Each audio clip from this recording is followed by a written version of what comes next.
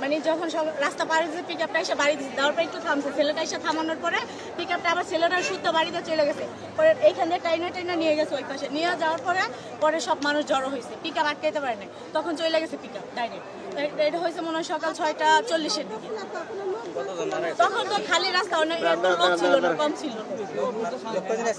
3জন accident হয়েছে, 3জনের একজন জায়গায় মারা গেছে, আরেকজন হাসপাতালে মারা গেছে, আর আরেকজন এখন ওই কর্মীতলা থেকে ইতে নিয়ে গেছে, ঢাকা মেডিকেল নিয়ে গেছে। মানে গুরুতর আহত হয়েছে তো ওইখানে রাখি না, ওইখানে নিয়ে গেছে 2জন। আর মেয়েটা একজন জায়গায়, এই যে যা রক্ত দেখতেছেন এই জায়গা মিনারা মারা গেছে সাথে সাথে।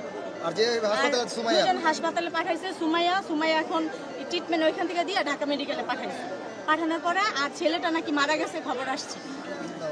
কোন গার্মেন্টস? এটা আশরাফ গার্মেন্টসের একজন, মাসুদ অ্যাপারেলের একজন, আর শিখার 2জন।